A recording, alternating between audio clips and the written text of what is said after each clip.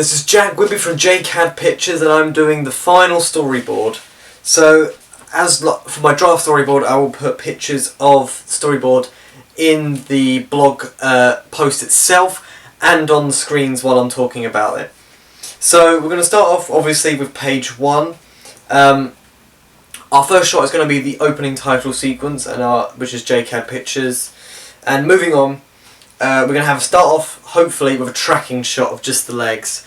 And I wanted this in the draft as well, but I definitely want it in the main film itself, because we've just had lots of inspiration from this. Our audience want to see it, and I feel if you have that tracking shot straight off fading into a tracking shot, people are going to wonder, why is this guy running so fast? What is he running away from? And straight off the bat is going to create that intensity straight away.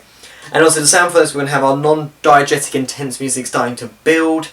There's going to be no dialogue whatsoever, and it's just going to be the diegetic sounds of crushing sticks, leaves, and maybe a slight blow of the wind to really create that feel of he's in a wood. Shot 3 is going to be a medium shot from in front of the character while he is running and holding his head, is wounded, and so he's going to be running towards the camera. He's going to be kind of holding his head, trying to think about what he's done, where he's been, trying to shake out of this kind of mindset that he can't remember anything. So it's going to be visible to the audience that he's been injured, he's hurt, and something's not right with this character. And again for this, we're going to have our non-diegetic intense music to build to the scene, no dialogue whatsoever, and again the diegetic sounds of the sticks being crushed, which really gives a nice crisp sound to him running through a forest. There's then going to be an over-the-shoulder shot, the protagonist, and he's in the audience shot, so you're going to be able to see a clearance, hopefully, to the end of the forest. So he's going to have a sigh of relief and run a bit faster. And once again for this, we're having non-diegetic music, no dialogue, and again a diegetic sigh of relief from the protagonist and the crushing leaves once again. So once it gets to the end of this forest, he's going to run out and there's going to be a road. There's going to be a point of view shot. Now this kind of leads into 2 shots of my storyboard. So he's going to run out of the forest in a point of view, look left, and there's going to be a moped sitting there. And also this is going to again have the crushing leaves, non-diegetic music and no dialogue. And he's going to turn left, see the moped, quickly turn right, and down the road is going to be the mysterious biker. I've then decided to have like a zoom in shot, so the camera will, and when we'll film it, we'll hopefully walk slowly towards the biker. And then when we edit it, we'll speed up this shot so it looks really, really fast. And then that will fade into the black and white flashback that we'll have. And again, this will have the non-diegetic music, no dialogue, and it'll be the diegetic wind blowing really fast as the camera moves towards the mysterious biker. So there's going to be a fade in to the flashback, and the flashback is going to be in black and white. So shot 8 is going to be an over-the-shoulder shot of the wife, of the protagonist, washing up plates and mugs. The shot fades in and it's black and white. And for the flashback scenes, we're going to have a non-diegetic or acoustic guitar and violin playing quietly in the background to kind of give that gentle feel, and kind of think nothing was really intense back then. It was all very calm and everything was normal. And diegetic humming from the wife as she washes up, so she's going to be happy. And so going to be a medium shot from the corner of the kitchen as the wife starts to set the table, pours the soup into the bowl, puts it in the microwave, and also it's still going to be in black and white. The non-diegetic acoustic decline violin continues to play, and also the diegetic humming continues, as well as diegetic kitchen clutter. So, knives and forks being tinged together as she puts them on the table. So it kind of gives that nice kitchen feel. And then there's going to be a close-up of the door handle as he turns the door handle down, and the door's going to open. And this is going to have a non-diegetic, which is guitar playing, continues, and the diegetic squeak of the door handle rattling and it opening as he opens the door. So now we'll move on to page 3. There'll then be a tilt-up shot showing that he's more powerful back then, of Jason, our protagonist, walking into the room. And it's also going to make him look strong, because back then he had the power, he was strong, everything was fine, and now he gets the low angle shots, which we'll get onto later, showing that he's a bit weak compared to the mysterious biker. And again, the non-diegetic acoustic guitar continues. There's going to be dialogue, and he's going to come in and say, "Hello, darling," to his wife. Diegetic kicks and noises continues, as the table is being set. There's going to be a high angle shot of the wife looking at her husband, and she goes to kiss him on the cheek. This shot makes her look vulnerable to the near future, so having this high angle shot on the wife proves that she is in danger of something, and the audience know that because it was just instinct, but they don't know what yet. And once again, non-diegetic acoustic guitar and violin continue to play softly. A dialogue, "Hi, yeah, you're right," from the wife, and the diegetic sounds of chairs being pulled up, so that horrible squeaking sound as they get pulled up away from the table. There's then going to be a medium shot of the husband kissing his wife and collecting his soup from the microwave and sitting at the table ready to eat it. The non-diegetic acoustic guitar continues to play. A dialogue, "Yeah, tough day, early night for me, I think," says the husband, Jason. And again, diegetic kitchen clutter continues. We're then going to have a reverse shot of Katie sits at the table and talks to Jason, and then Jason speaks back to her and tells her to go to bed as he will be up there soon. So a nice reverse shot of them two having a conversation. There's going to be non-diegetic acoustic guitar continuing to play again. Dialogue, Katie, and this is from Katie. "I'm so tired today. I bet you are too." Jason replies, "Yeah, I am. Tell you what, you go get ready for bed, and I'll finish up this and come up. Yeah." So there'll be a nice reverse shot sequence. There'll then be a long shot, and the hallway door is going to have a knock on it. It's going to bang, bang, bang on the door. It's a loud knock as someone's trying to get in. Jason does not hear it and tells Katie that she's just overtired. So see, non-diegetic acoustic guitar continues. The diegetic loud knock at the door, and dialogue of Katie saying, "Someone's trying to get in, did you hear that?" But obviously, because it's his flashback, and that didn't really, that must have happened, but he doesn't recall that bit of the flashback. So, the flashback's kind of only from the bits of memories that he can pick out. There's going to be a close-up shot of Katie, the wife's panicked face, as she slowly calms down and takes a deep breath and looks at Jason, who is sitting across from her.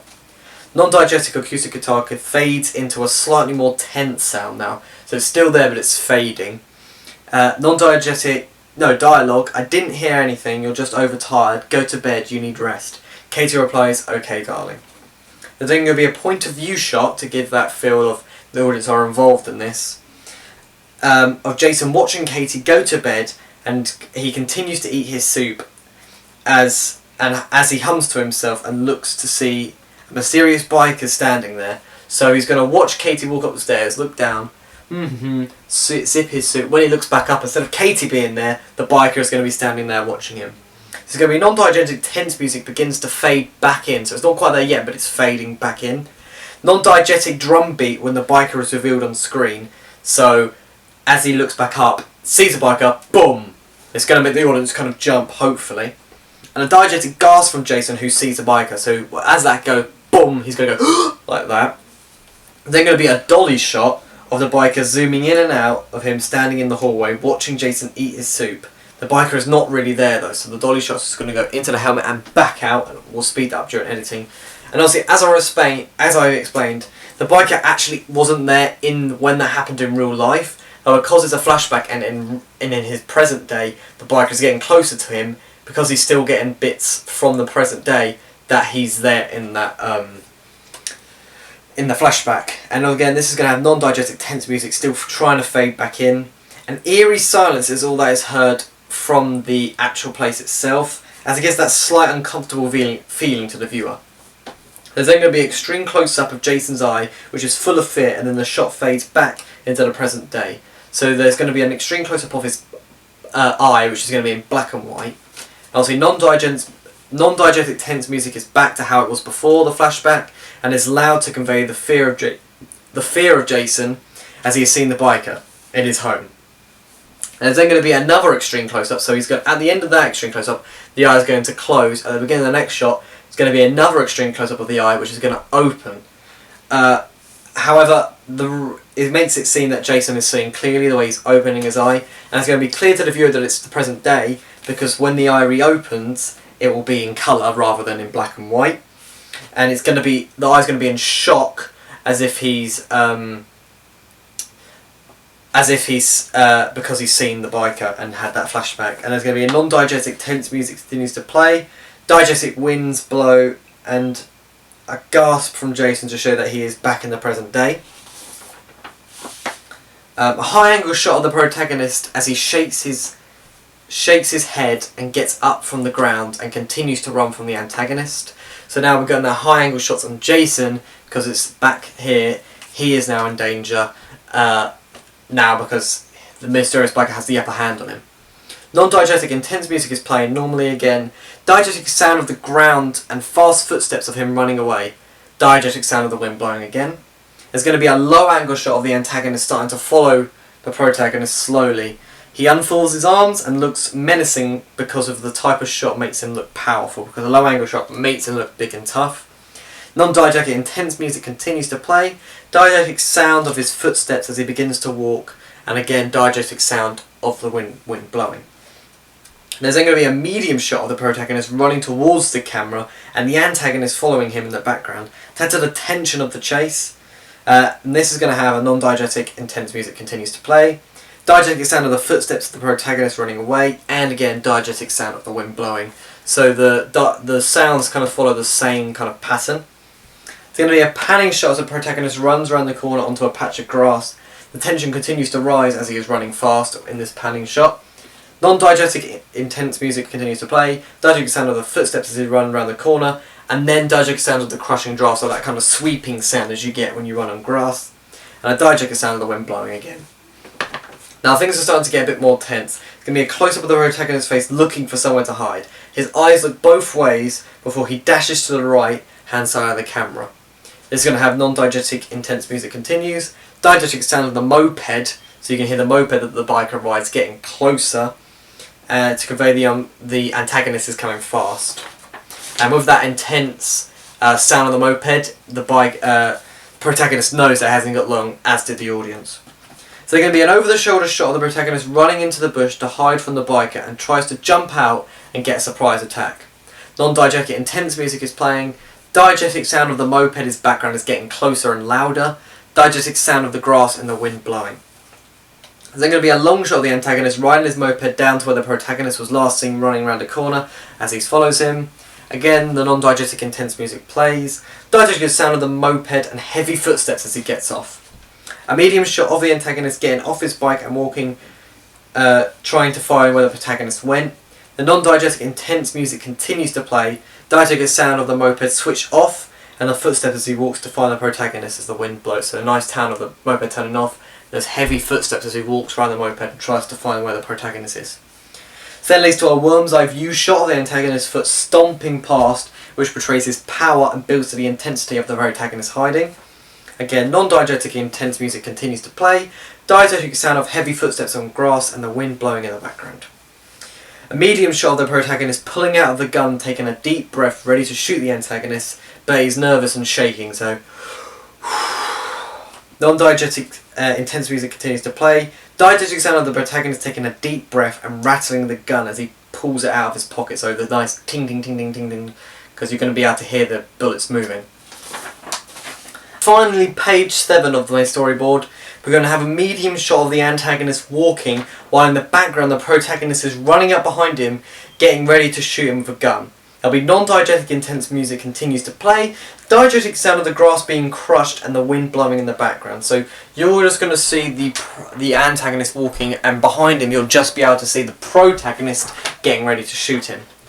There'll then be a zoom out from a close-up, so the close-up of the gun zooms out, it turns into a medium shot of the protagonist getting ready to fire the gun and lining up the shot. Non-diegetic intense music continues. Diegetic sound of the heavy breathing from the protagonist and the wind blowing, so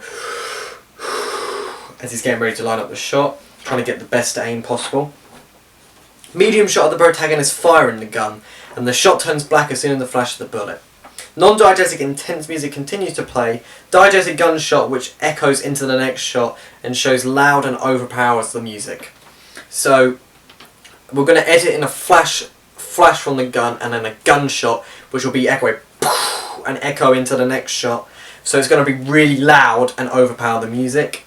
This will then fade, it fades to black and fades into the next shot, which will be a black screen with the title of the film, Misery, appear on the screen. While it shows the viewer's title of the film. Non-diegetic intense music continues, but it's rumbly, as if it's shaking the title of the film, which gives it more impact, so and then the title will shake, as well as the finishing off of the echo of the gunshot from the previous shot. And finally it will fade back into another shot, a tilt-up shot of the protagonist now on the moped, and he turns on the engine.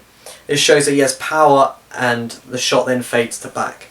Non-diegetic intense music begins to fade out, diegetic sound of the moped starting up as he is about to leave this scene and start his journey. So this kind of, the way he's got the moped turns on, he shows that he's overcome one antagonist, or so he thinks, and it shows that he's about to start his journey as he goes into the film.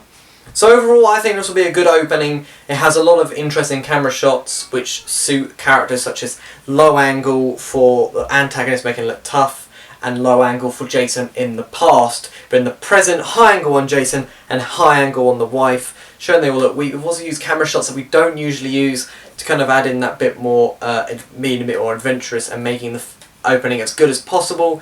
And it kind of starts off the film in a really intense way, so it should keep audience hooked the whole way, trying to find out what's going on, and having this kind of chaos chasing to start off a film is really going to grab the attention of our target audience. Thank you very much.